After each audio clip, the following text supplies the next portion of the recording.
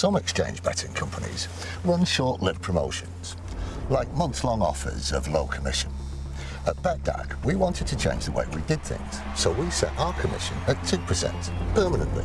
That's 2% on football, horse racing, golf, almost any sport. 2%. That's just one way that BetDAG is changing for the better. For the better, like you. BetDAG, the 2% commission exchange. Over 18s only, please gamble responsibly.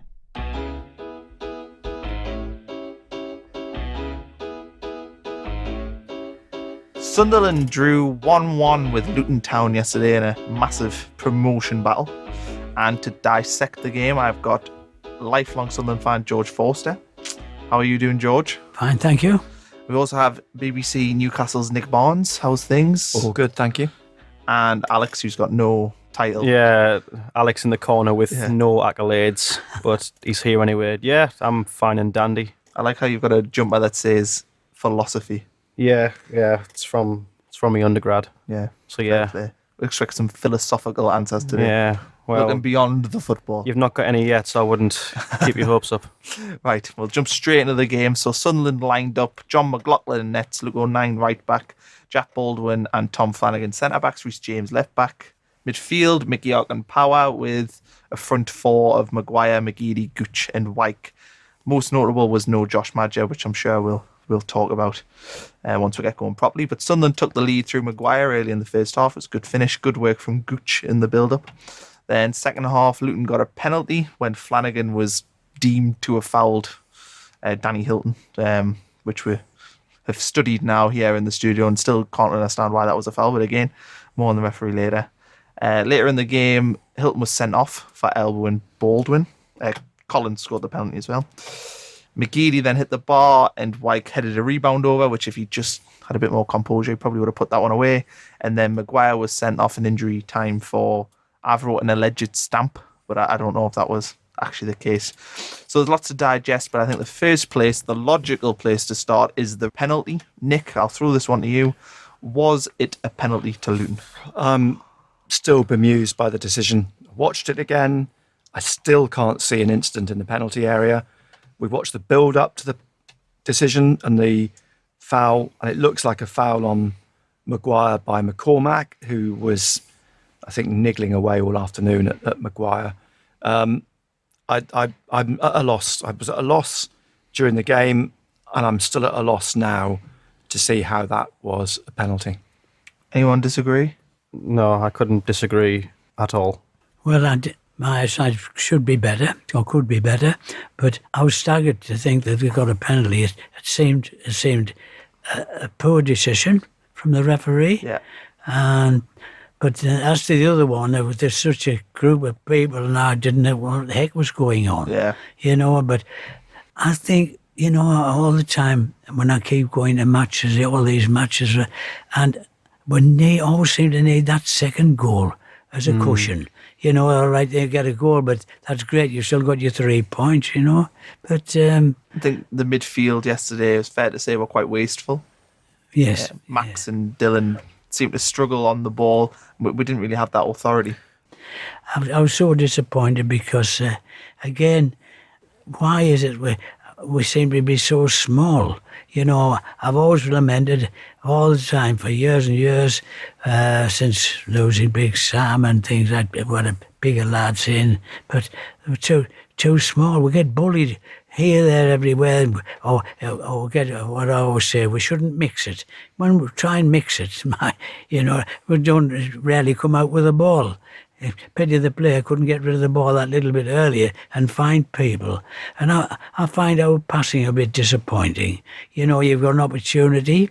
Also, a person in space, he doesn't get it soon enough.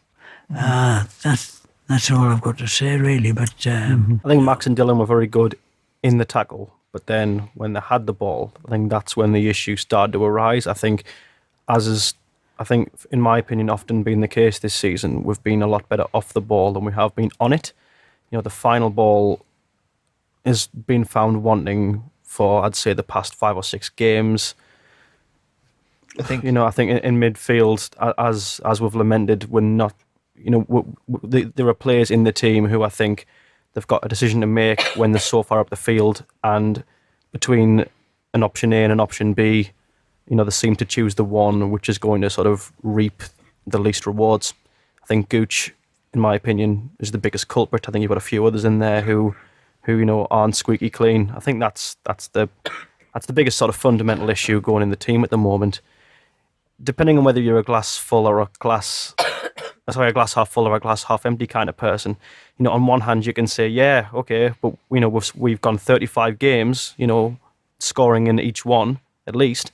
But then on the flip side of that, okay, but we've scored literally one goal in the past 5 games. And as George says, there's so many games when we're just crying out for that second goal, and no one can be the man of the hour to go and get it. I think with Madja, obviously, with that rather sort of ominous sudden illness, you wonder, are you going to get the man that's going to get the second goal? I think for me, that's 8 games where Sunderland haven't played well. So that's 1-0 against Walsall in the FA Cup. I think that's where it started. Beat Bristol Rovers 2-1. Wasn't a great performance. We lost against Portsmouth. We did all right. 10 men. Well, that was really the deciding factor. Beat Bradford 1-0. Shouldn't have beat them. Drew 1-1 with Shrewsbury. Poor. Beat Blackpool 1-0. Tight game. Could have went either way. Drew with Charlton. Good first half. Poor second. Drew yesterday with Luton. So for me, it's worrying now. That's a long period of time to go and not play well. And look, they've lost more. I was watching yesterday thinking, right, they've gone 1-0 up. They have got this problem of scoring the second goal and giving themselves a cushion, or at least a bigger chance of going on to win the game. But I thought, well, if you can get through 1-0, and even if you get to the end of the season, you've won 8 games 1-0 to get you up, I'd take that. But they didn't, the penalty, the equaliser, the 2 points dropped again when they're in a winning position. I'm loath to say that they're in a bad position, so to speak, because they're third in the table. We're still in pole position. Exactly, with a game in hand. And to have only lost 2 games all season is a remarkable record. And to have scored in every game is a remarkable record. But at the same time, there's part of you thinking they could do better. They could be pushing on. They should be actually in the second half of the season becoming a team that's looking a little bit more dominant in games, looking like they're going to beat the teams that they should be beating. I mean, no disrespect to your Shrewsbury, your Bristol Rovers, etc., but they should be beating these teams, and they should be beating them fairly comfortably because of the personnel they've got. I mean, you've got McGeady, you've got White coming back, you've got McGeoch if he can get him back to how he was in pre-season. That the ability's in there. His decision making is questionable at times. And at the moment, match sharpness for the likes of Watmore and Wyke is probably a little bit of an issue. But it's difficult because while they're still in there and still in with a shout and still looking like, they are a difficult team to beat, if they're not necessarily a team that are winning games, you feel that they're obviously going to have a chance. Yeah, you look at the team you look at the manager, you look at everything that's going on in the club as it stands, and you do just think that there is a little bit more that we can get from these. Again, the issue of Madja yesterday, you can see where they really missed Madja yesterday, because there was a period in the second half when they were doing just what they should have been doing, is that bombarding Luton's defence. Just throw balls in the box all the time, because if you do that, the defenders will make a mistake. And it's that sort of area where Madja would have been fantastic, because he'll thrive on anything that drops to him in the penalty area. There was a period of 10 minutes where they were throwing everything into the penalty area, and you were just hoping they could keep that momentum going and get the second goal, but it ebbed away again, and Luton managed to weather that patch. What do we think about Josh Madja? Do we believe the illness? Well, I have to say at the beginning of the afternoon, when as soon as he wasn't in the squad and wasn't on the bench, alarm bells are ringing. Then we get the message that he was ill.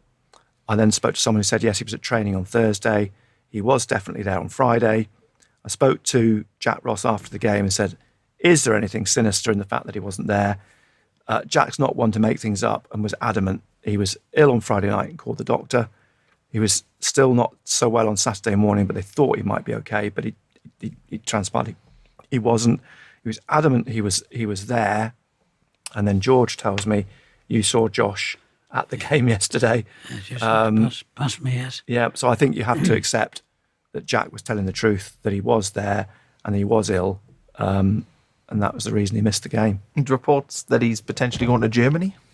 I think there's perhaps the links being made with the agent who's already got 3 or 4 players, including Sancho, in Germany. I think there's a feeling as well that if Josh was to go anywhere with this agent, it may be abroad, and Germany would be the obvious suggestion because of those links. It's a difficult one.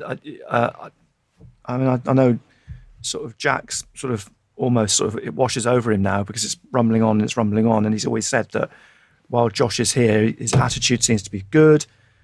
He wants to play. He's got no issues about him being affected by everything that's going on, and that would seem to be the case because, in fact, the last couple of weeks, Josh has probably played some of his best football this season because he's got White to play off. And if I was Stuart Donnelly, I'd be pulling my hair out, wondering, what's going to happen. But if I was Jack Ross, you'd just be hoping that, let's hope he's here next weekend, because if he's here, I've got him to use, and he's invaluable.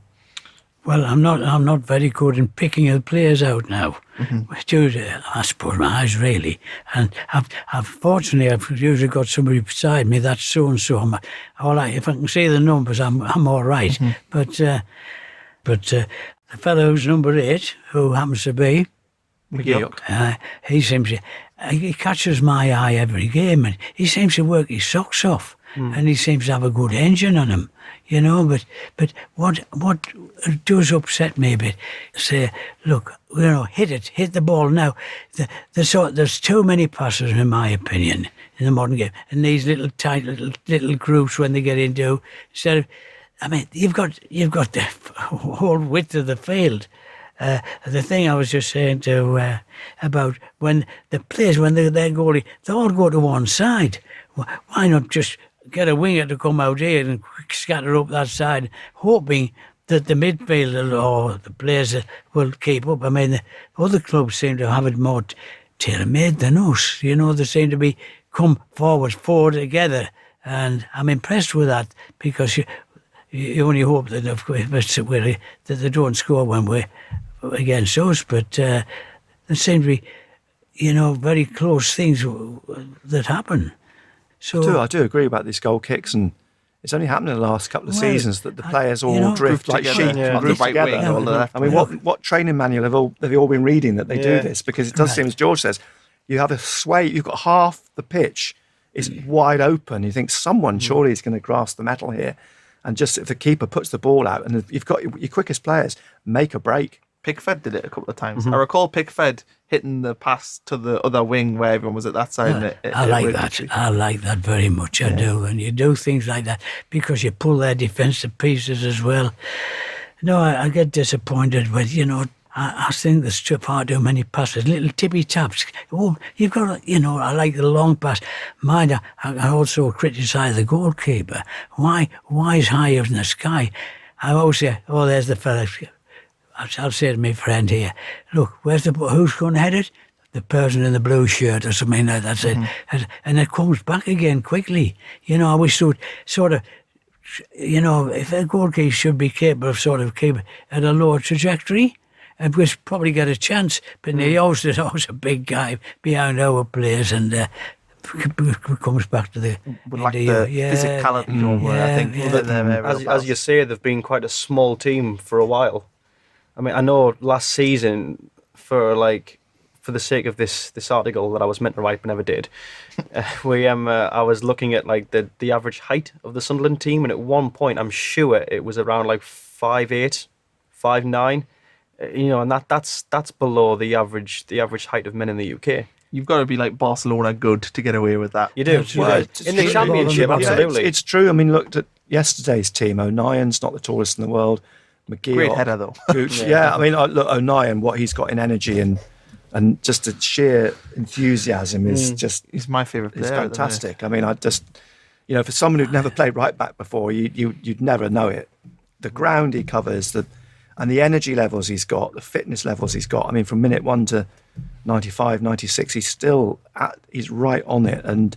But he's not the biggest. But Catamol to come back in, so they aren't a big side. I mean, it's true, and they do lack that physicality, which does lead to teams, I think, bossing midfield sometimes. When you get a McCormack yesterday who's willing to put his elbow in here and sort of rough it up a bit, and that's why I think, Maguire's sometimes off his game, but he has got that extra bit of physicality that's perhaps lacking. Although it's want sometimes to go a little bit over the top. Yeah, I think in the tackle, as far as physicality goes, in the tackle we're all right. I think a lot of times we're beating teams in the ground war, but then when balls are over the top, you are essentially sending every long ball to pick out Wyke if you're in that part of the field, and you're struggling otherwise. I don't know. I don't have any sort of stats. I think for it, but I'm sure we the must lose stats, the majority. The key stat for me is I think we've conceded 8 goals from open play, so that suggests that we are a very good team. When it's simply a case of the ball being, a battle on the pitch. Yeah, it's the set pieces. We all know that this team is not good enough at set pieces, which is the physicality, because they can put defenders in the box. And the amount of times this season, particularly at home, balls have came in, free kicks, and we've let a free header. It seems to happen every game. The indirect free kick that Shrewsbury scored when they went 1-0 up, it looked like a good header, but in reality, it was made very easy by just the lack of aerial presence and marking. Yeah, but obviously, I think they both go hand in hand. You can stay with your man, but if he's head and shoulders above you, you may as well not be there. It makes you wonder in those situations. If we've got Charlie Wyke playing up front now, I think they're going to bring in another striker. Let's just say that he is about 6 foot tall. If they went 3 at the back, played Baldwin, Flanagan, new guy Jimmy Dunn, who's about 6'4", then suddenly they look very physical, and we're going to be able to deal with that aerial battle. But at the minute, the games that you're talking about there against Shrewsbury, we're probably playing with the 2 centre backs who are tall, and that's it. And also, there's the issue that the set pieces at the other end, they're not scoring goals from them. No, because corners are terrible. You look at every team. Luton was an example yesterday. The back four, they've got goals between them, but Baldwin and Flanagan, I think, have got 1-2 between them this season. So when you get into that position, you want to be bullying defenders as well, which they're not able to do. We've talked a little bit about Honeyman before, but how much are we missing him at the minute? Because it looks like they are missing him at the moment. I think just the energy he puts in around the penalty area. But he's one of the players that everyone's been criticising this and last season. Now he's been gone, though. I think people are beginning to go, oh, actually, he's far better than we thought he was. Gave him credit for because he does buzz around. I mean, he's a nuisance. I mean, it's that issue. It's the Watmore issue, isn't it? I mean, Watmore's decision making, his final ball is there to be, I suppose, criticised. But what he does do is draw defenders and allows the team to create space. That's where Madger and Wyke and McGeady, etc., should thrive in those situations when you've got players with pace and that ability to draw players out and just make life a little bit easier around the penalty area. But it's also decision making then when you've got to capitalise on that. Yeah, it's interesting seeing that as soon as Honeyman's gone, we're suddenly all starting to miss him. But as well, that sort of mantle of maybe just picking on a midfield player to allegedly be told he's not doing enough seems to have passed to McGeoch. Because I see a lot of people having a go at McGeoch now and saying, but what's he doing though? He's there, but what's he doing? He's a bit quiet. He's not really in the game. And that was Honeyman before. Yeah. I mean, McGeoch's essentially taken on his role, and it's funny how whoever gets that role is doing a lot of the legwork for the rest of the team. But because they're not putting the final cross in, they're not finishing, they're not making the save, they're not making the last ditch tackle. They're in that that literal middle ground in midfield. They're not getting the recognition that other team members are getting. So once Honeyman's gone, it falls to McGeoch. If McGeoch got injured in that role, then felt that Cattermole, you'd be criticising power. I think Cattermole probably gets away with not getting that because he's renowned for his tackles, so you look out for his tackles. But Honeyman and McGeoch don't have a trademark as of yet. So if it's players like those, then they do get caught out for that. And I think, as you say, if it was Max Power, absolutely, it would fall to him next. It's the least notorious role. The most disappointing thing that I find is tackles from behind, and getting unnecessary yellow cards. Look, as far as I was told that, which I can't remember which manager it was, I think it was Keane, when he was getting a lot of yellow cards, he was told, if the player's got past you, you forget about that. Somebody else has got to pick them up. not you, because you're going to get a yellow card. If you're going to go charging back and trip him up, you're going to get a yellow card. And for a while, I think he wasn't getting booked, and then he's sort of through a few games just recently, tackled from behind. Don't do it. Don't do it. Yeah, it's like they don't. I'd realise that the professional foul, I suppose, is what you call it. The amount of times we have been done with them this season, and I think Max Power's red card against Oxford earlier this season was a prime example of that. Yeah. They got past him.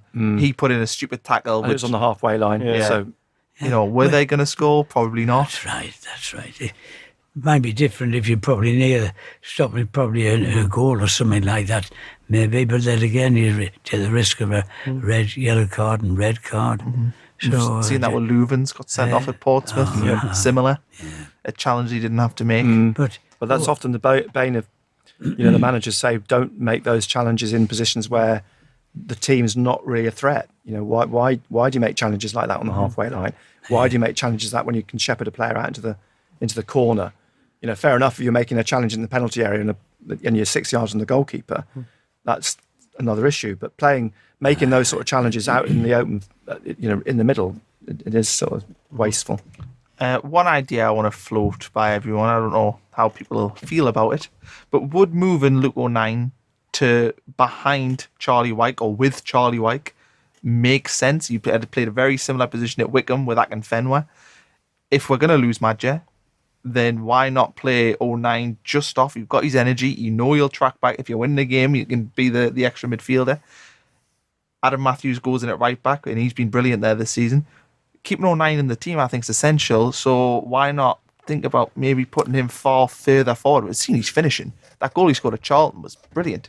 Shrewsbury as well, brilliant goal. I know it makes a lot of sense. It does. I know exactly where you're coming from, but I will throw it back again when you were talking about Wyke and another striker coming in. If you play 2 up front and you play 3 at the back, you have to lose someone then in the middle. Yeah. Who do you lose? And that's And then the to issue. accommodate O'Nien now in that role, because I think O'Nien, you're absolutely right. O'Nien loves getting forwards. You could see him playing as a right wing back in the system because he has got that drive and determination, and he's got a good finish and he'll score goals. But then where do you accommodate? Do you want to sit Matthews on the bench then? So can you find a system whereby you play the 2 up front, O'Nien in that midfield, Matthews is your right back? Can it be? It's can you do difficult it? to think. Who do you lose? Yeah. Do you lose McGeady? Do you lose Maguire? Do you lose Gooch? Who do you actually But then lose it's in the options, system? isn't it? Because It's great to have the options. Our options on the bench yesterday Yeah. were poor. You Well, look 4 at defenders, 2 Kimpioka, youngsters. who's a kid, and obviously Oviedo was the only real game changer on Although there. the more I see of Kimpioka, the more I sort of like his Direct wildness. Yeah, he's raw. Reminds me very much of McLean and Watmore when they. But he's not first came scared. through. He's not scared to throw himself in there. He's not scared to make a challenge and have a go, and I like that. And that's exactly what you want. You want a youth player who's prepared to come off the bench and think, right, I've got nothing to lose here. Worst case scenario, I don't get past the 26-year-old man. Best case scenario, I beat him and all the bums are off the seat. That's what you want. You want, a young... You want as many young lads to breathe life into the team off the bench every now and then as possible. It's just great to see. But another thing I want to come back to as well, I think what we've probably gone over for this sort of like this 20 minutes or so are probably the 2 only real weaknesses of the team, but at the same time 2 very basic ones. I mean, you used the word poor earlier, Connor, to describe how we've been in some games, and I think that's probably quite an equivocal sort of word. We're poor in relation to where we think we should be. We are not a poor team, absolutely not. We haven't lost a home all season. We've scored in every game. Those are not the accolades of a poor team. But that being said, where could we be if we knew not to, as George rightly points out, not to sort of like tackle from behind when you absolutely don't need to, when there's, when you could just leave it for the next man to pick him up. We've got plenty of good players who are good in the tackle. So there's that. There's Worst discipline in the league. I think. Yeah, exactly. There's very poor discipline and a lack of end product, and I think that's. I mean, you think how many points we've thrown to those 2 things. How many 1-1s could have been 2-1s or 3-1s if you had another outlet or just something in the mechanism to get you those extra goals. How many points would you have not dropped had it have not been for daft red cards? Could you have beaten Portsmouth? They didn't look that good when we played them. I thought we could have got a result there. At half time, they looked the problem more likely to win that game. But But I think that's just how I see it. You've got two issues to address there. So I think that the first one is just a case of mentality. It's a case of, like a very firm injection of common sense. Again, as George says, that Roy Keane mentality of, look, if you've lost your man, then, don't take it to your ego. Let the next bloke get him. If you've lost him, you've lost him. If he's megged you and he's 5 yards past you, leave him. Let the next man get him. And obviously the other remedy is either to keep Madger or to get someone in who's going to do as good of a job, if you can dream, if not better. Will Grigg. Will Grigg. Well, I think it's interesting because I think Jack Ross's answer to this would be that we've got to accept it's a League One team, and that the reason that Maguire's in it is because he's talented and he's potentially could have been a player at a much higher level, but because of those weaknesses in his character and the inconsistency, that's why he's playing League One football. And the young lads in the team are learning, and they're so prone to those mistakes. And so it's a sort of what he's tried to gel together is this disparate group of players who are either underachievers or they're young and learning and will be achievers in the long run, but they're all thrown together and they are playing League One football. Yeah. They're playing the third tier of football. So they are almost by the nature of that inherently going to make mistakes and be prone to those errors. And we have to accept that. I think if you start throwing a Mardy just because you're not top of the league, then I think you've become very ungrateful very fast. If you think where they've been the past 2 seasons, you've got to just give it time. If you're knocking about second and third for large parts of the season, I think you could be in a lot worse of a situation. And bear in mind that Portsmouth, Luton, Barnsley, Charlton are all teams that have been together for at least 2 seasons. This is the first season that Jack Ross has had this team together, whereas all those managers have had these teams for at least 2.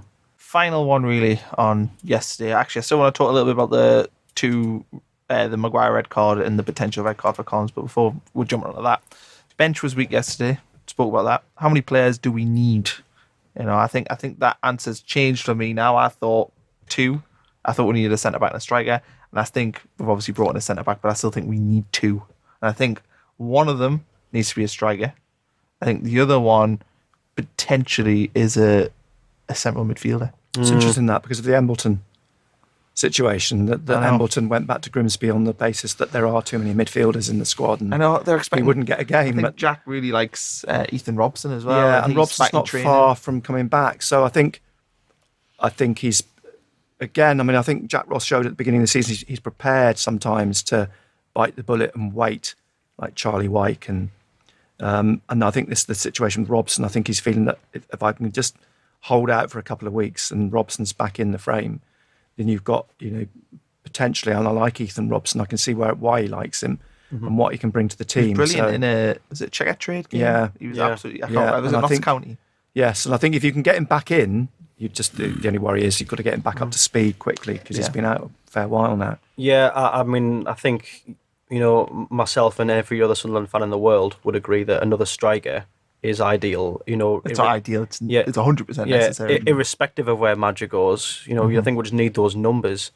But no, I think we don't need any more midfielders. If we need anything, we need another creative wide player. Do you think we could maybe do? Ryan Christie was linked at the start of the season. A player like him who can plug a few holes, but he has goals in his game. And at the minute, I look at our midfield, my central midfielders, and I don't see goals. Max Powers dry. I think he scored 1 goal for her. He constantly tries them long range shots. Yeah, and they're not coming off. Yeah, and I just look at the central midfield. I'm like, they don't look like scoring a goal. I think the comparison was watching Charlton and watching Lyle Taylor. I thought he was fantastic. He was absolutely excellent. His strength through the middle, and he's prepared to drop right back and almost act as a midfielder to get the ball. And then because he's got such strength, he can win it in midfield and has got the ability to take it on into the penalty area. If you get someone like that, big miss not getting him in the summer. I can understand why they didn't, but it's a shame because if you had a player like that in the team, I think they would be. They probably would be in the top 2 and would have consolidated that now. Absolutely. You got anything else to add? Yeah, I was going to say I think that we are probably quite overstaffed in midfield as things stand. And I can get that he's kept Embleton at Gateshead. We've got Grimsby. Grimsby, sorry. Not at Gatty's Head, as my sat nav says. Aye, well, yeah, I mean, we've got, for me, a lot of midfielders, and, you know, they aren't perhaps the most prolific goal scorers, but they're all doing a job for me, at the very least. You know, they're all good tacklers, they're all decent passers of the ball. Your bad decisions come from your front men, and, you know, you get the odd goal from, you know, I mean, Max Power's shots aren't coming off, but Maguire's are, you know, so there's always that.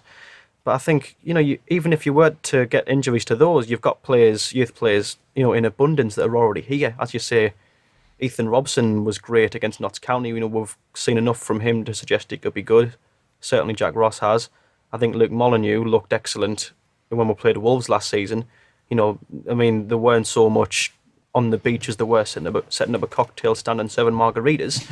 But, you know, he was good nonetheless. And I just think you've got so many of these good players that I really wouldn't worry about midfield. I think you're very all right there. But a nice wide player, I think, someone who's running at the man, and he's got two ways he can go. He can cut inside, he can send the ball across the park, and he just makes the call that's the right one. I think that's just what you're missing at the moment.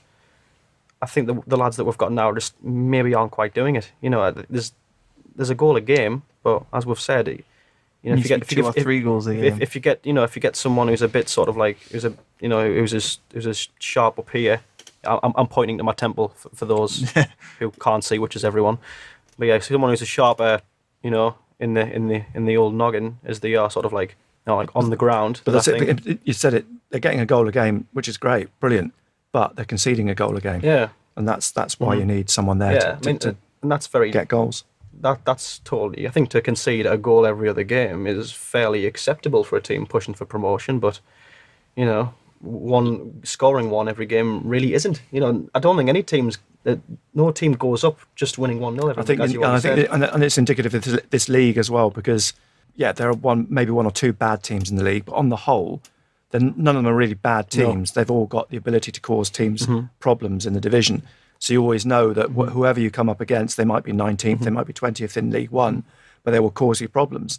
And because of the nature of the league, they'll score goals. Yeah. So you do need to you want that ability in your team to know you can go out there. If you do concede a goal, you will come off the pitch having scored more goals. Every team at some point has given us a go. You know, most of the games that we've won, we've not won comfortably. I can think of Scunthorpe and Rochdale at home.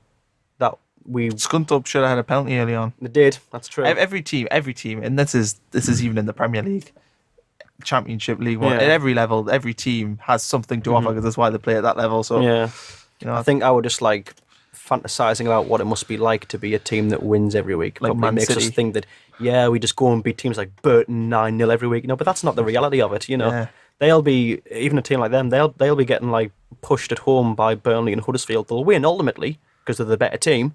But, you know, it won't feel as comfortable as just sitting there and watching your team and just dance around them for 90 minutes. And it's tactically challenging because teams are coming to the Stadium of Light with a tactic in mind to smother. Yeah. And it works.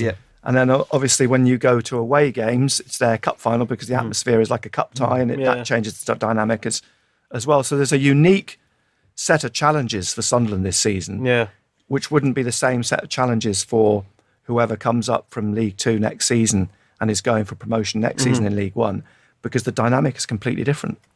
We need a bit of luck as well. Everyone magical word. Yeah.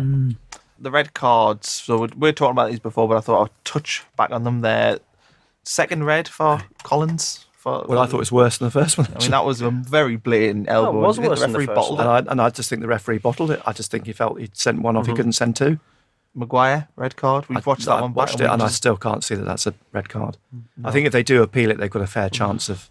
If you've got the Max Powell one back against Walsall, to my mind, it's a strong challenge on McCormack, but they're both in for a strong challenge. All he's trying to do is get his foot on the ball under the body of McCormack, and if he made contact with the player, it wasn't a malicious or intended stamp on him. And in fact, I'm not even sure if he does make contact in that sense with McCormack. It looks like he misses him. I think he looks like he misses him.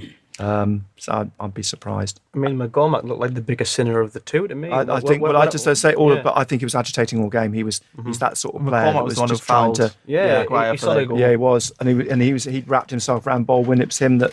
Yeah, I just think, you know, in the light of the game, I think the referee taking his eye off the fact that McCormack was as much an instigator through the game of a lot of those instances. I just think it was a bad decision. Most inept refereeing performance of the season, I think I tweeted Well, there's yesterday. been a Is that lot. fair? I think the worst of it is because of his background, that makes it even worse. I mean, I can accept that the refereeing in League One has not been great this season, but when you get a referee of that standard who comes in and proves to be even more inept, the most inept that we've seen this season, that is going somewhere. I think it's at best it's disappointing, and at worst it's infuriating. It's just bad all around. Yeah, Bad time. There's only one referee I liked this season. That was the Blackpool away game. Thought he was good. Yeah, he did a good job. Yeah, he had like authority. Yeah. Bit of Mike Dean about him. Right, we're I'm gonna. trying to remember who it was now, is it? Celebrity refs. I can't remember who it was. I'm I trying to just think of remember his, thinking he was good. Darren England or something. I'm trying to think who. No, I can't remember. Final one before we talk to George about your life support in Sunderland. Fortunately, at ROKER Report, we are sponsored by BetDAC now. And yesterday I was in the box. It was a sellout, a corporate sellout. Yeah. And have you ever been in the box? Have I been in a box? No, Connor, I've not been in a box. No. But you have. Keep talking. I feel bad now. No, it's nice going up there though. Yeah, I bet it is. Yeah, It's it's a nice being in cosy while I'm Was sat in my was cold, lovely and cozy. sad plastic seat. Yeah, it's a leather seat as well. Oh, is it? Yeah. Oh, lucky for some. Armrests. Yeah. No, it's good being in there. And just thanks to the BetDAC guys for letting me win and Aye. give them a free drink. You ever read Animal Farm, Connor? Yeah. Yeah. That's you. We were all in the same boat, and suddenly some Connors are more equal than others. That's how it goes. I had to do that in GCSE history or A-level history. Some exchange betting companies run short-lived promotions, like months-long offers of low commission. At BetDAC, we wanted to change the way we did things, so we set our commission at 2% permanently. That's 2% on football, horse racing, golf, almost any sport. 2%. That's just one way that BetDAC is changing for the better. For the better, like you. BetDAC, the 2% commission exchange. Over 18s only, please gamble responsibly. Right, Classic. George, I'm going to treat this as an open forum for everyone. I've got some questions written down, but I want Alex and Nick to throw out their own questions. And Nick, you might have stories that you know need to be told more so than I know. So we'll start off, though, with a nice and easy one for you, George. You started the Supporters Club in 1965. Yes. What made you do that? Well, what happened was formed in 1965. The directors were very, very worried because there was another organisation, the Sunderland Football Supporters Club, and then the brewery had a building, the Clipper Ship, I think it was called, and they had a meeting, and the mayor of Sunderland came in the Salvation Army building, which was the miners' place then, and there was a huge crowd. And there was three pals. I linked up with three pals because John's dead now, and you know the lad. And we all just knock around together. We used to going down to this was before we started the association, and we used to travel to the lad he would run the buses there, and then I helped him to run. If there's more than one bus, I'd help to run the bus. But the thing was, when I got to know that the directors got worried about this organisation, got such strength. I mean, I got a membership card for it. So the directors really were panicked. I know this for a fact. So they got all businessmen, a solicitor. Stanley Lambert was a solicitor, and he got in two local Jack Allens. He got Billy Begg, a butcher. They were all businessmen of some sort, and so they had this. They were met in the main stand. I'm not sure if we had a micro in the main stand, and he put it over the club. We're going to build a home for the supporters, the Black Cat Club, which happened to be one of the best in the country. It was great, honestly. But we couldn't use it because the World Cup was on in '66. Well, prior to that, I got stopped on, I don't know whether motorways were then, I'm thinking 65, can't just remember. But anyway, these two guys came, one was Stan Lambert and one was Fred Stewart, the director at Sunderland Football Club, stopped me. Would you like to come to a meeting down at ROKER Park? And it's on this Tuesday night. So I went down there and they asked me various questions, you know, and, would you like to come on board? I think they'd mind running the buses maybe, because I've been running the buses for Billy Curran, that was his name. And yes, I went down, I had to go outside and they co-opted me onto the meeting. And then they were talking about what do we get in? We're going to get a shop, because no club shop then. And I think we started off, well, we got an official badge, a little black cat, not the Puma like they've got now, a little pussycat. I think I've got one in there. And we're going to start off with a metal badge, a tie, and programs we used to get. But then, the pen, platinum pen. The thing about this platinum pen was they came in a gross, 144, and I took them to work, which employed 500 people on 2 shifts. I had no problem selling them. And then I came back for another box, saw the secretary, a man called Harold Howie, and at the next meeting, I think we held them every fortnight then, he said, "Mind, George is going to do a good job. He sold 2 boxes of pens." Right, this what's this sprung it on me. Right, we're going to appoint you as sales manager. I said, "What?" I said, "I've no clue how to manage. I've never managed anybody like that before and anything. Don't you worry. You won't. It'll be everything would buy in will be done by the committee." Well, this is the bit. 66 comes along. There was a World Cup shot in Sunderland, and they were selling up, you know, towards the end. And I spent all my holiday money, probably about 20 quid or something like that, on all things, pens where the footballer comes down, you know, and things. And I've got some towels, tea towels made by Causeway in Ireland, Causeway Company or something. And I spent all my money. So when I went back, Harold Howie, he paid me the money, but I got a right rollicking. You do not sell things on your own. We made a fortune on the things. But then, and I never mentioned the Russians, did I? This is it. Stan Lambert, "George," he said, "I want you to fill your bag full of stuff." He said, we had key fobs made, all sorts of things. Badges, we had badges, because we've also got World Cup badges and stuff like that. And, right, as we were coming in, George Taylor was coming out. "What are you doing out here, George?" I said, "Oh, the Russians have asked to see us." So, and when we went in there, they had these tables which we had to assemble, like, and sort of scarves and things like that, along with badges and things like that. And this Russian, the only money I took was 2 and 6 for a key fob. The rest was barter. Well, and pens, a load of pens. These shouldn't be, we had some cheap ones, but these good pens, you know, the things like that, you know. I should have been red and white. But anyway,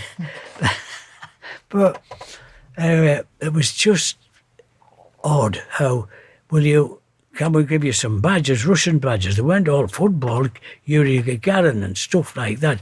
And won a few football ones, and I had to work out, how much is a ruble worth? 8 and 4pence, I found out. 8 and 4pence, fair enough, right? There's nobody looking at them, so we were going up in this lift.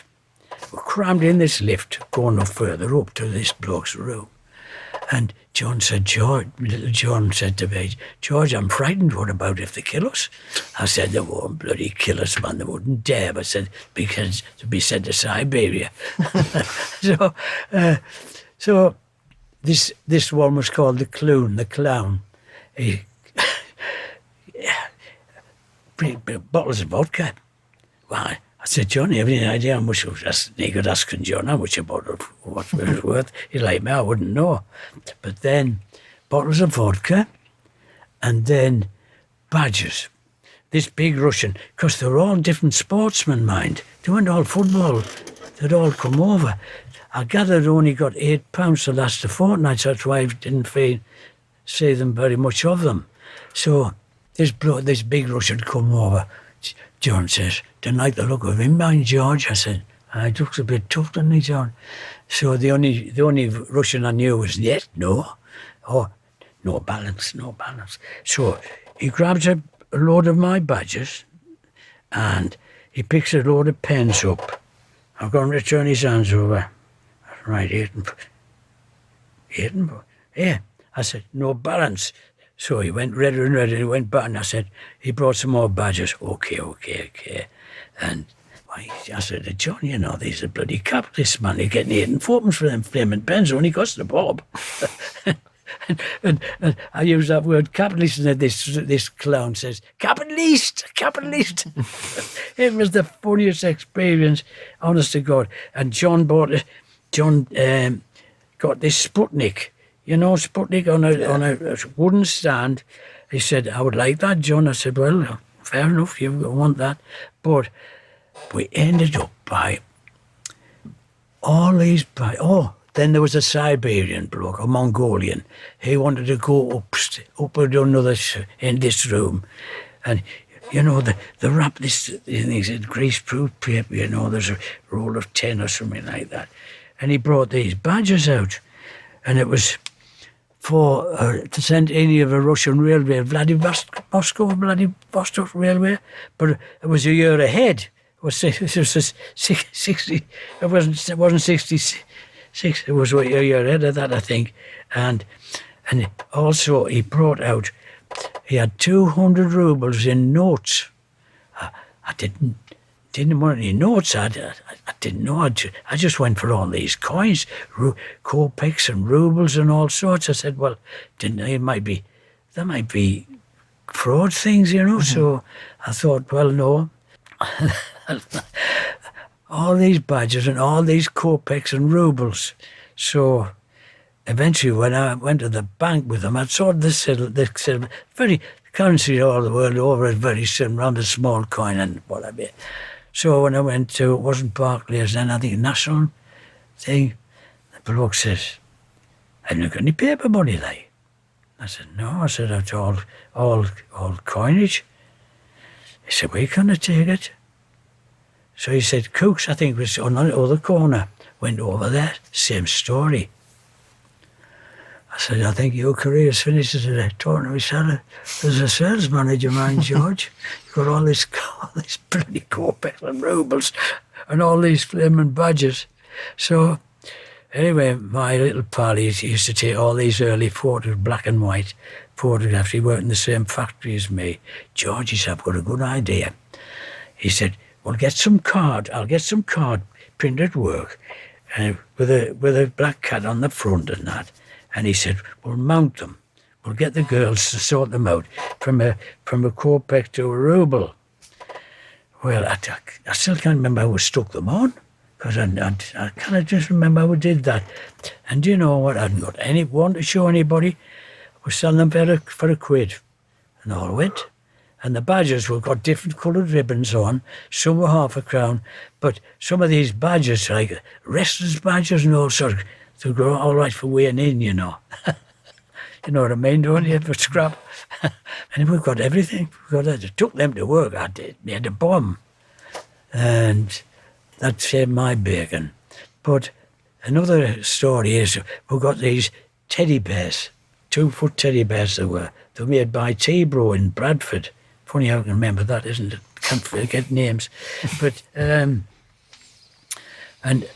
when I was living in Roker Road, I used to get the bus at the Bluebell to work at Pallion. And John and I got these teddy bears and we took them out to work because they're getting on near Christmas or something, or some event anyway. Or maybe the cup final. That's another story, that might. But put them on the back of the bus. That's when you get on the back of the bus and put them on the back seat. Instead of I said to the conductor, I said, mind, I hope you're not going to charge for these, mind. I got rid of all the teddy bears, we sold them for £5. But then we were coming, we knew that, the Italians. Fulham had sent some, did we want to buy some corn crakes? And they had a double ratchet on them, a metal plate on them. You better knock people's heads off with them. So, right, they came in and they stunk of concrete and they stunk of grease as well. They covered with grease when you open them because they'll be used in the war, you see, and for air raids. So, brilliant idea, little John and I. Right, John, we'll take some of these home because I was living at Harrington and I got all the grease off them. And then hung them outside to get the stink of creosote. I said, the Italians are coming. Forza Italia. I thought, I wonder what the time will be. And I got some umber oil, or painted them undercoat white on the metal plate, and then put gloss on, and just a few at a time, and then got some umber oil. And Forza Italia, and Mazzola, and different names on. I said, the Italians go, correct crackers for these? Didn't work like that. Didn't work. All they wanted was World Cup Willie. And unfortunately, we got some transfers. Well, the club sent these down and they fitted on this metal plate. Got rid of them all. All these things. But all that time I spent hours after hours painting those down. Forza Italia, oh dear. But then San Lambert said, George, I want you and John to fill your car up, because we had these brown bags, but then we'd got so much wooden huts in the ground, and where we sold stuff, but then we'd got these 50p scarves, like silky stuff, and I'm just trying to think, they were poorly attended, mind, these games. They weren't all that, but we still had our huts. I remember getting the autograph had it for years, and so somebody pinched my wallet. But that was it. And then we had to get out of where we were, out the office, and give it up to the club because they're using that as a ticket office as well. So there used to be a church in ROKER Road. We were in there, and Eddie Marshall, he was one of the club secretaries, and another lad who happened to be, he was only a boy then, Malcolm Bramley. Yeah, he was secretary. Malcolm Bramley. Yeah, he was Clubby's I smash and blow up, mine. I used to tell us stories about Brian Clough, which I knew wanted to do myself as well. But Cloughie. But is it true that you raised money for goalposts for the 1966? That was the thing. £750. And when we got the bill, because Stan Lambert asked the chairman, what is Alan Brown? Sorry, I have to say this. He wasn't my man. I didn't particularly like him as a manager. He was so rude, I thought. I'll come to that in a little bit. Yeah, so when we got the bill in, and when I said £750, I said, there must be blooming gold-plated, because there was for the Washington complex as well, and for ROKER Park. And then we had about 20,000 members, and the supporters, but to get in the Black Cat Club, you had to join that separately. And the secretary, my poor lad, he only had one eye. But if he didn't like you didn't get in. The Black Cat Club, Stan Lambert would send 2 coachloads of tickets down to the various clubs, telling them no bother boots and no jeans. And it was a good club, well run till later on when they weren't when all the bar sales went to the bar, but the entertainment, we had the Dixieland, we had some great, we had a social group as well. They've got some good turns on, mind, damn good turns. Because we had our own organist and drummer, and just good. Obviously, I would spend hour after hour down at that office at night, had a key, typewriter, an old typewriter, and I used to send away right away all these clubs because we had loads of programs, exchange programs. We thought, I think we had the 92 league clubs at one time, and the shop got bigger. We had a 40-foot counter in the gym, and all the souvenirs were at one end and the programs the other. And there was always a fight. Hey, you've gone past your space and that. But had a wonderful staff. We had some. Then we brought out a magazine called the ROKER RAPPORT. Have you seen it? When we went up to 6, I think, volume 6. And darn good book it was. But there was another time when we got more huts around, wooden huts in the ground. St. John Ambulance. St. John Ambulance. We got it kitted out, painted white, and filled it all with medical stuff. And then another time had 4 nights holiday painting all the red. They came from TaylorMade, Durham, I think, these huts. And my wife was very pleased at the time painting them red and white, spend a fortnight on them. But we just will never be skint. I made sure of that. But and then of course I used to go away to all the matches, bag full of stuff, all gear, and I used to go around all the Sunderland buses. Anybody want a scarf, a hat and that? And I loved it. I just loved it going round. Plus the fact, when I used to go away to all these games, I was always in the number 2 bus, which left nearly at midnight. And a place we used to love to go to, mind, it was the Cheshire Cheese. We all piled in there, and we got to know these old couples, because if we were anywhere near Manchester, we always went there. Always the Geordie boys. And it didn't never upset me. There no such thing as Mackems then. It's like in the army. When I went in the army, anybody from Middlesbrough up to Berwick, you're a Geordie. You're Geordie. Never upset me.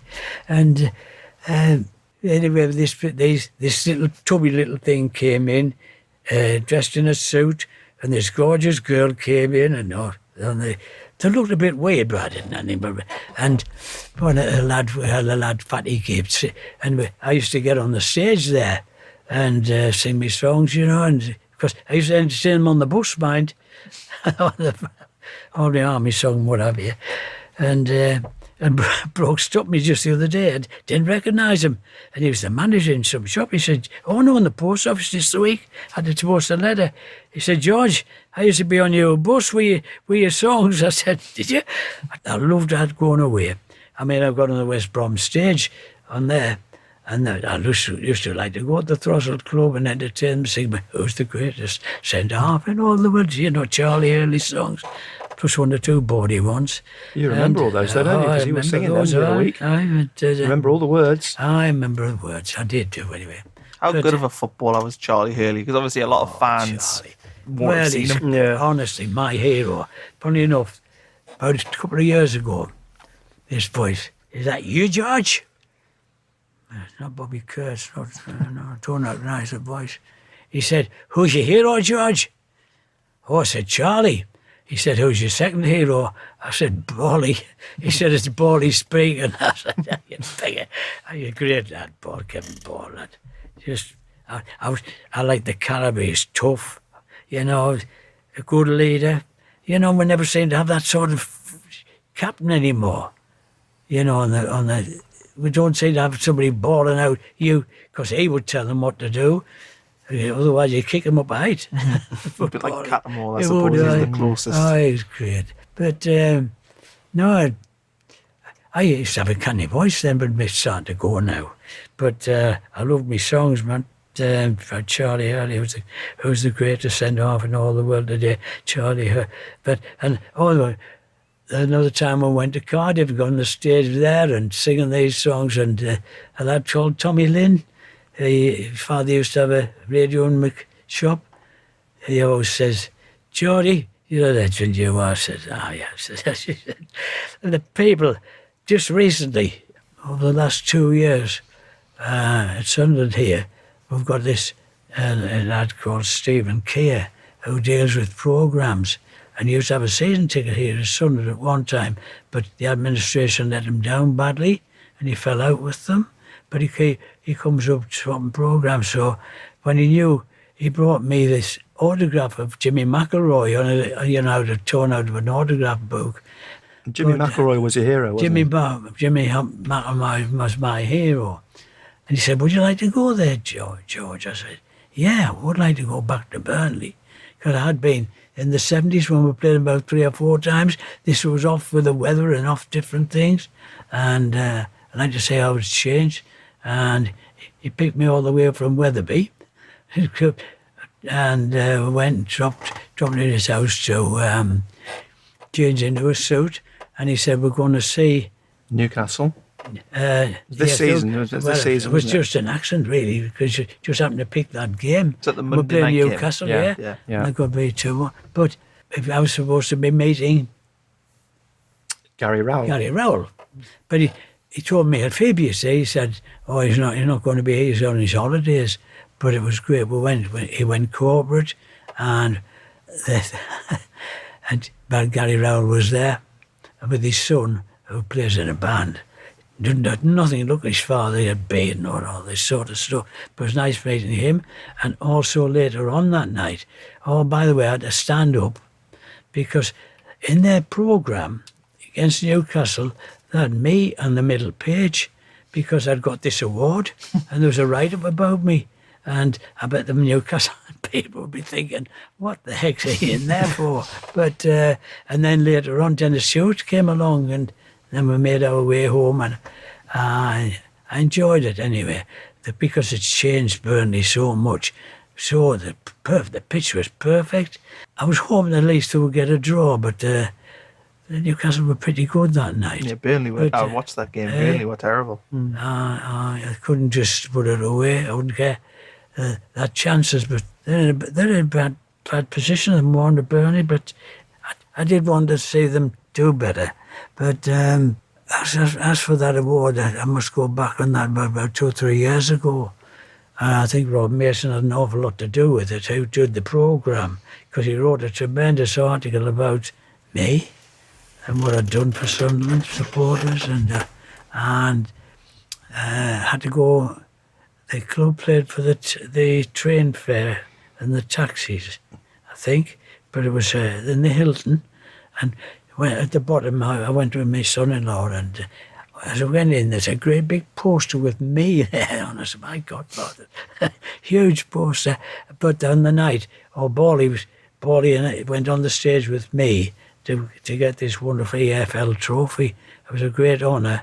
But I did want to have a word with Barry Fry, because Barry Fry had done he was at the ROKER Hotel, and funny enough, I got talking to Barry, telling him when I was down at Peterborough, and I was disappointed because he went on the stage, but then he drifted to the far in the Hilton that stage, and when I came looking for him, he'd already gone. But since then, we've got a branch in Peterborough. I've had it for donkey's years, and somebody brought me a Barry Fry book, and I've read it. What a character he was. He's absolutely fantastic. Colourful guy, isn't he? So colourful guy. But that's Barry Fry. But I've got all these books. I don't know what the heck I'm going to do with them all, because I'm having a chance to read. I want them all signed by different players. But do they get your name right when they announce? Because that's one thing, all the years I've known you, that various people and colleagues in the media as well always refer to you as George Forster. And I always get really irked by it, because you're Forster, aren't you? Forster, yes. It's one of those names, It is, isn't it? Yeah. They get it right. But the reason why I signed things George W. Forster is because there was somebody who lives very near me, not as old as me, but I once wanted an extra ticket for somebody for a game, and it had his on the ticket, on the little receipt thing, it was this other fella. So I said he was a George Forster as well. So that's the reason I put a sign over a W now. The worst thing you can do is get your name put on, because you cannot sell it. Moving on, where are we at? I've got a few quick fire questions. Quick one. You mentioned Alan Brown. Why I didn't like him was I came off night shift and hadn't been to bed. I had my breakfast, because I used to have to do the blinking meals for my son and John. And Stan Close used to do these wonderful photographs, because he started off like me with a box camera. I took that to Africa. I was just looking through the thing, and I marvel at what I did when with this album. There's a drone of the Gold Coast. Oh, but there we are. Anyway, I had to give again the player when you get my age, names start to disappear. That's the sad thing about it. But I had to give him these photos because I missed them at the training session, and it was in the afternoon. And bounding down the stairs with Alan Brown, he said, "Good morning." I said, "Good morning, Mr. Brown." He said, "Oh, not very bright today, are we?" He said, "It's afternoon time." I said, "Yeah." Sour to myself. And that's why I didn't like him very much. But I don't, but Charlie thinks the world of him. He was probably a good manager. But, I mean, he treated them like boys, like, these were men, and no, I didn't particularly like You liked it. Sam Allardyce, though, didn't you? I like Sam. Big Sam, aye. Well, we had a crack, man. Yeah, Big Sam. He was great at Which ground did you prefer? Do you prefer the current stadium or do you prefer Roker Park? well, I suppose you've got to move with the times. I mean, crikey. I mean, when many times if you're down below anybody spilled and they would come through the wooden boards, No, the toilets, well, no. But just got to move with the times. And I was a rebel this time. I wanted to stay at Roker Park. There was somebody set up a phone station at Roker Park. Plans were drawn, and what they were going to do. And Bob Murray wanted this thing. And there was a model made. It was going to be a Nissan. Mm-hmm. And I said, that's not good to me, going up to Nissan, like. I said, I'm not going to get up there. Although I did have a car, I think, then. And but I'm pleased it didn't. But there's a time when it did get built, that, what's the progress of it? I would have been down to Middlesbrough because they'd done their stadium, were taken down there. And I thought, Bob, 40,000 seater stadium to myself. You don't, when you get about 18,000, 20,000 at one time, But I had a discussion on the radio, through the radio down to the office, because Don Henderson was it Don? He was the MP for Newcastle, objected to Sunderland getting this for nothing, the stadium. But it took so many million to get that site cleared, So, and I weighed into him and all, and I said, well, look, they were going to put factories there. And I got somebody who worked in the town, in the council. There were loads of empty factories at the time, so why more factories? And the ground wouldn't be fit for housing, for gardens, with all the pollution. So I'm just pleased Bob did what he did. But then Bob gave us a task. This would be in 1990. I'm trying to think of the year. So moved in the stadium in 97. Moved in 97. 97, yeah. Well, we've got a task.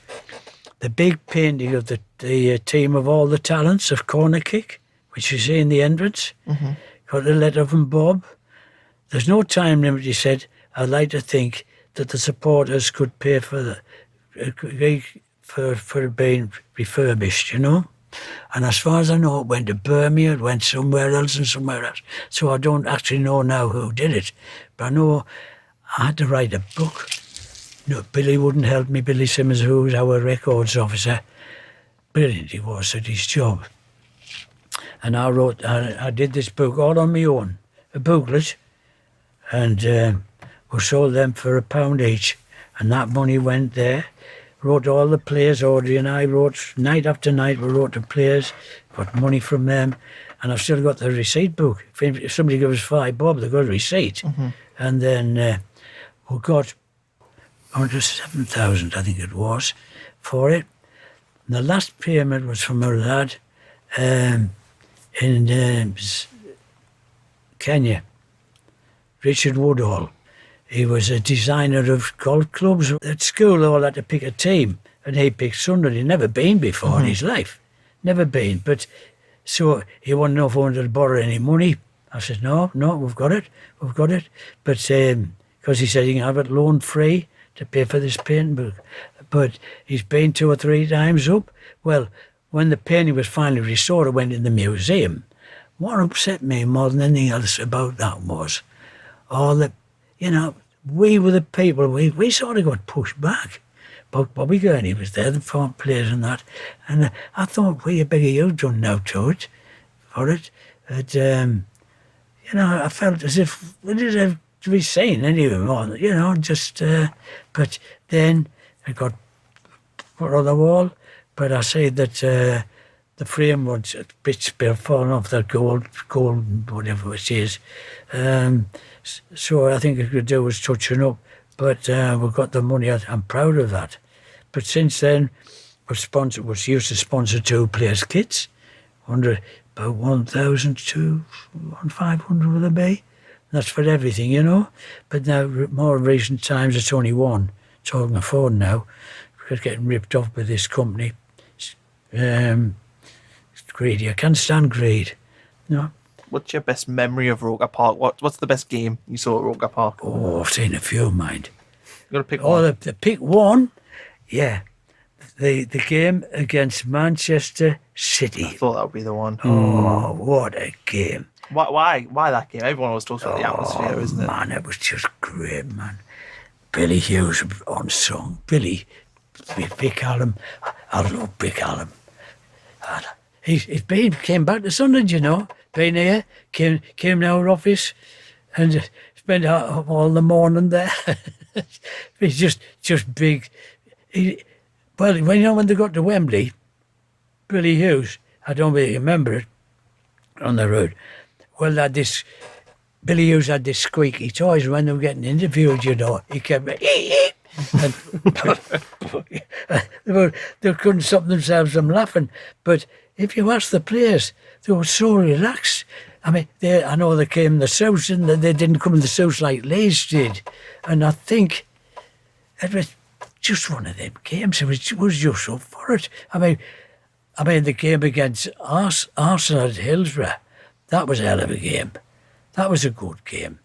I was lucky. I had a good boss when I went to David Brown's.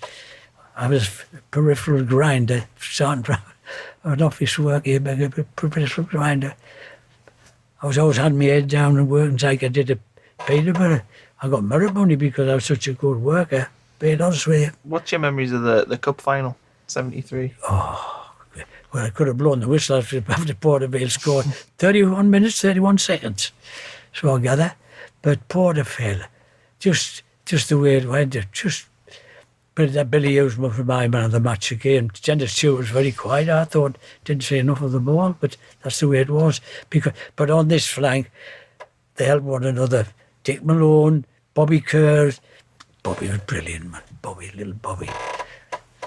I like Bobby. I like them all because that's another big honour I got, which I'll never forget.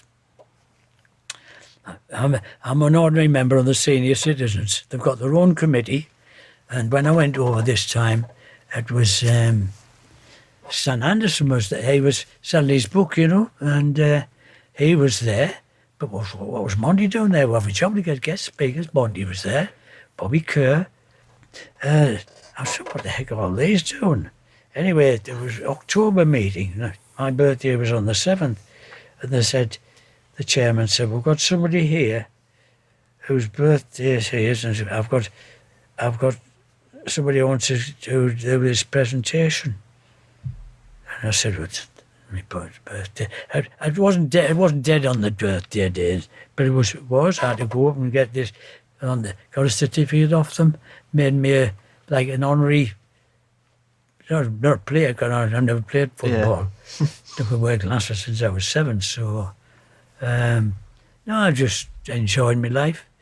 It's a bit strange now, too many games now. I can't keep up with it. I can't honestly. I struggle to keep up. I can remember the games earlier this year. 46 league ones a season. I thought once or twice some of our players are getting a bit leggy as well. And I thought, too many games, because football's different to me when I watch, the old timers, and because it wasn't. It seems as if it's all about pace. You need a flying winger or something like that nowadays. But final one to sign off. Who's your favourite Sunderland player ever? I've got to say Charlie Hurley. But if you ask Monty who it was, Monty would tell you who it would be Dave Watson. I think the trouble with Charlie was he cut out a lot of things out which Monty should be getting. You know, he would head them out because he's got that sort of head. But, it's great. I always get a good Christmas card off him and his wife, Joan. Oh, I was there for the 40th. No, let's get this right. I got an invitation for the London branch's 40th anniversary in the Black Cat Bar. And when I went, it's not really a thing of anybody doing any talk, it was sort of like that. It's long. But anyway, funny enough, there's a lady, was the vice president, Denise Robertson. I got talking to her, telling her different stories and little funny, amusing bits in it. And she said, George, you must write a book. Because she was a loose women and all this. I don't care, I've got a photograph on my little table, but let's find the time. Yeah. I mean, last week, the match was on Tuesday night. Wednesday night, we had a meeting in the club. Thursday night was my mess night, the services night. And then Friday, no. But other things, anyway. A little song? Do you want a little song? Good way of signing off. Yeah, go on. Give us a little turn. There once was a farmer who sat on a rick, shouting and screaming and waving his fist at some sailors who sat on some rocks, teaching young children to play with their kite strings and marbles, as in days of yore, when along came a lady who looked like a decent young lady but walked like a duck.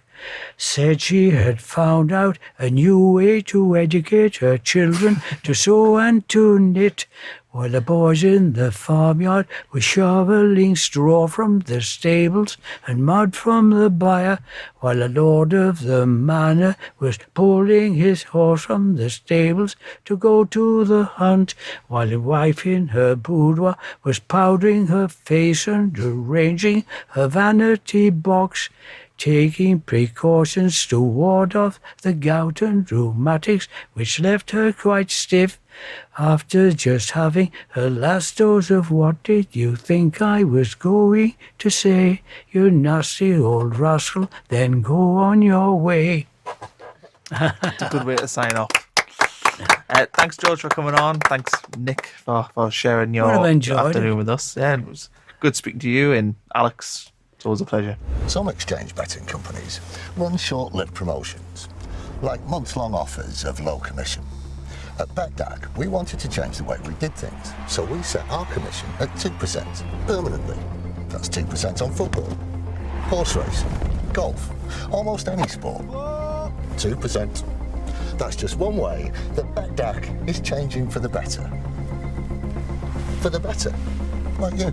BetDAG, the 2% commission exchange. Over 18s only, please gamble responsibly.